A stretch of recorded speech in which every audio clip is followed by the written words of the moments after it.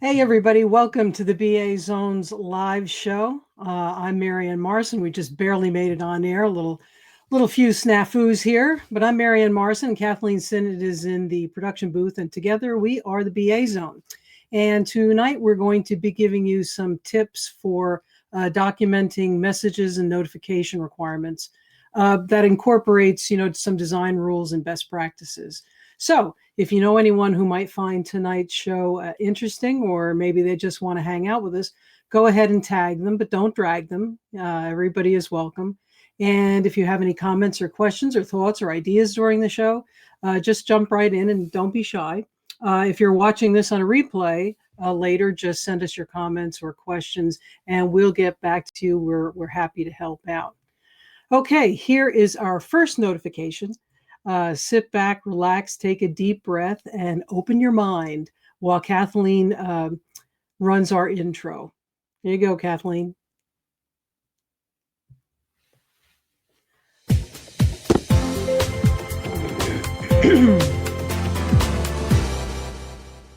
Okay, everybody, welcome.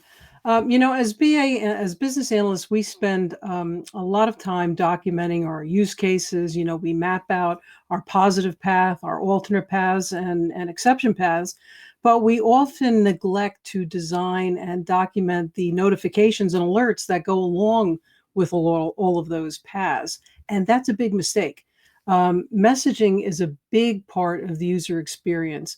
And if it's delivered badly or not at all, it becomes a huge pain point. And not just for users, but for tech support as well, because, that's the first place they're going to call when they can't get something done. So messaging can sort of be broken down into several types. A notification is a type of message that brings something to the attention of the user. It is usually a lower priority message that the user does not have to respond to typically. And it can be, an informational type of notification, maybe a success message, something is saved successfully, or a particular update. It can be instructional, or it could be something about a new feature that's come along. And notifications can be displayed in various ways. For example, it could be along the banner up at the top, or a pop-up type toast message that sort of displays for a period of time and then goes away on its own. Alerts, or what we like to call sometimes error messages, alerts indicate that the user needs to do something, take some type of action in order to resolve the alert. And they are typically tied to the workflow in some way in an application. And this can be anything from a field level validation to a warning. This record will be permanently deleted. Would you like to continue? And alerts can be displayed again in sort of this pop-up type of message or a predefined area on the page at the field level. It can even be an email. And messaging, when done well, can help streamline the workflow, reduce errors and complaints, and reduce user frustration, right? Users are going to make mistakes. Applications are going to continue to break, or they're going to be buggy. And information needs to be communicated, and issues need to be resolved. But there's sort of a fine line between being informative and setting the user's hair on fire, right? So we try not to do that. So before we put anybody else's hair on fire, I just want to take a few seconds here before we get going to welcome our newcomers and invite everyone to sign up for our mailing list so that you can be the first one to find out about upcoming events, classes, and any free stuff. We collect minimal information, and we don't do anything with that information. We don't give it to anyone. We don't share it with anyone.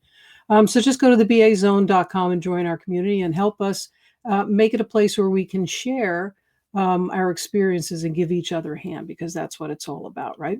Okay, so let's moving on to tips. Let's review some tips and best practices to create user-friendly messages. And we're going to focus mostly on alerts or error messages for tonight. So before you even begin creating any type of messaging, make sure you've done everything you can in your page design to mitigate the need for alerts or messages in the first place, right? So that's what we want to do, because they interrupt the flow and they're disruptive. So you want to reduce them as much as possible by really streamlining and taking care of a lot of things for the users up front. And if you find that you're needing to create multiple messages or alerts, or maybe the frequency of use of these type of alerts are high, then give the users a break and think about redesigning the interface or the page. Make it more user friendly so that their flow, their whole pace is not interrupted by these things that come up that they have to address. Because that's like the worst thing when you're on a roll and all of a sudden you're like, oh God, what did I do wrong? Or what did the system do wrong? And that's the first thing they jump to.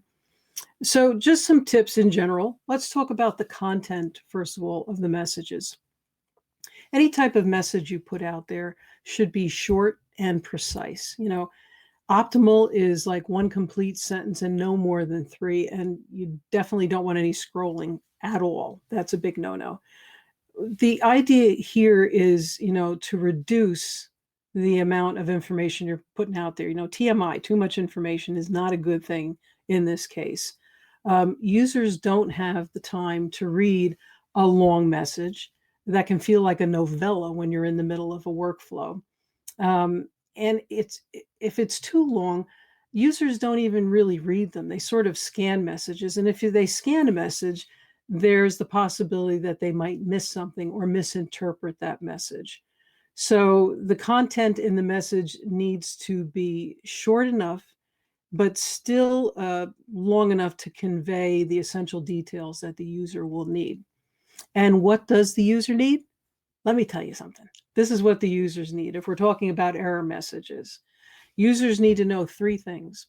They need to know what the problem or the issue is, or what the potential problem is if we're talking about, an alert, something that may occur based on a certain action that they're taking.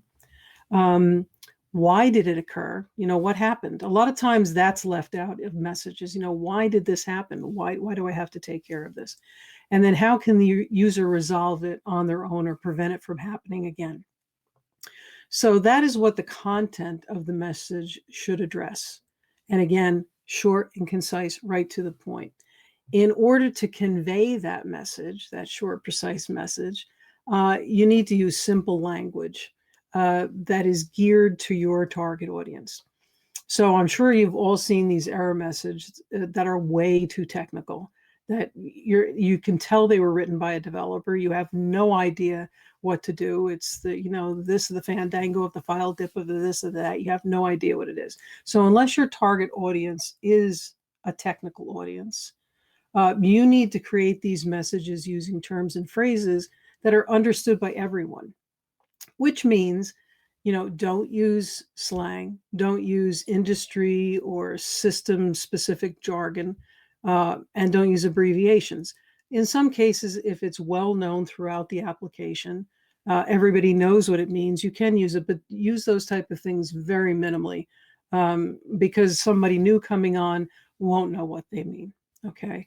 And select words or phrases that are definitely, there are certain words or phrases that can be offensive to different cultures. So you have to be sensitive to that, or particular groups.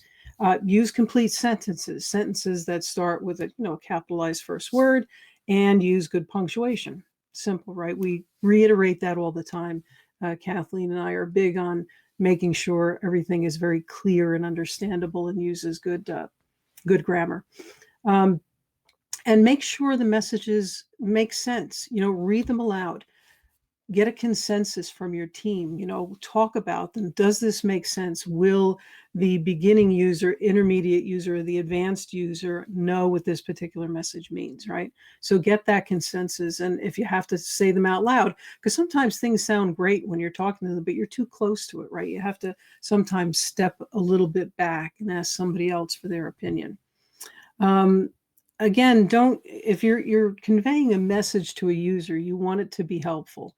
So you don't want to use language that sort of blames or accuses the user of the particular error. It may be a picnic issue, person and chair, not in the computer.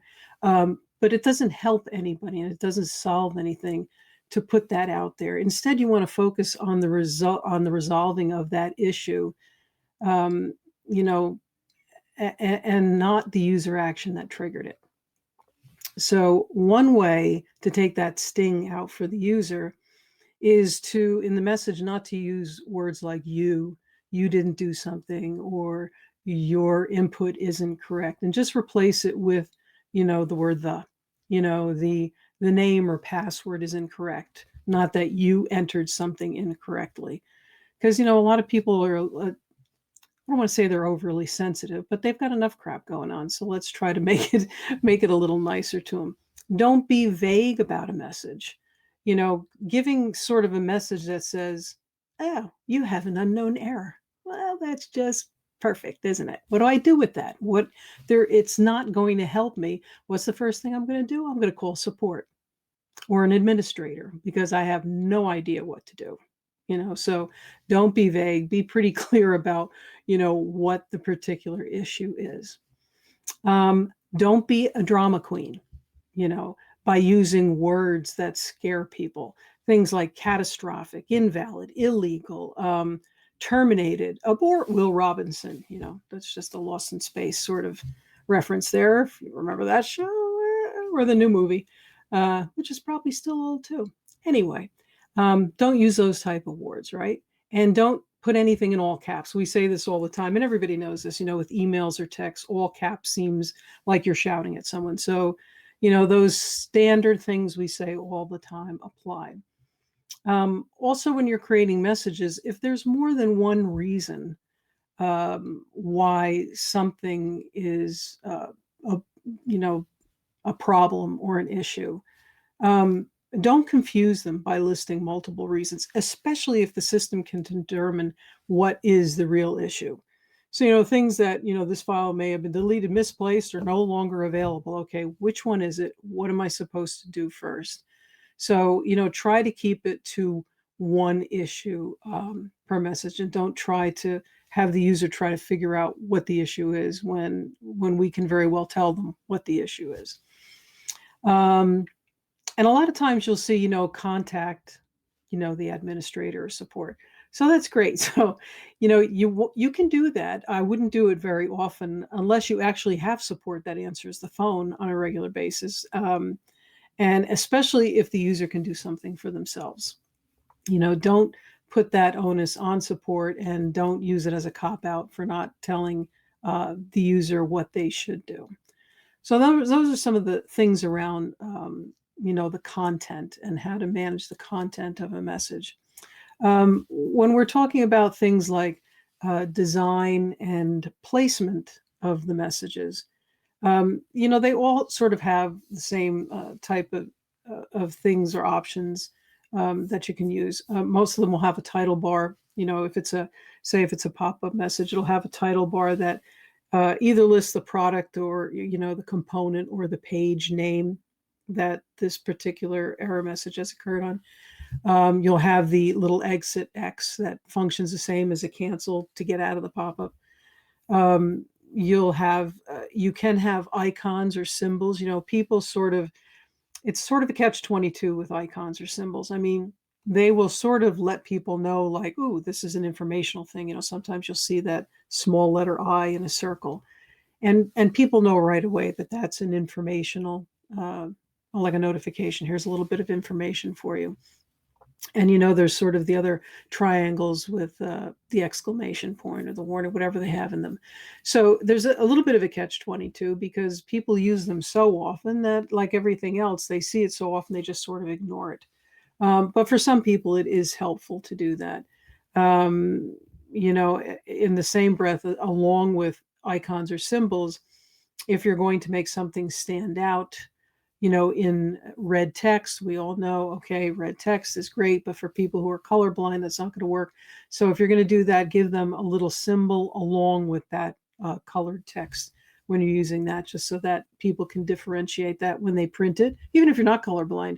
If you print it, and I do this on a constant basis, and Kathleen just laughs at me because sometimes I'll use use things that are too dark or a lighter background. I print it and I can't even see it. So you have to be sort of cognizant of that type of stuff. And once you have that, your icon or your symbol, if you're using it, then you're going to list your issue or your problem. Again, one sentence, preferably no more than three. And then you're going to give them a suggestion on how to resolve this and make sure it is something that actually will resolve the issue. And that could be in the form of a question too, if it's a certain kind of alert. And then you're going to have your response buttons to satisfy that alert or get out of that alert. And you want to make sure that those response buttons are labeled appropriately as well, and are appropriate to what you're asking or what you're doing. Use those things correctly.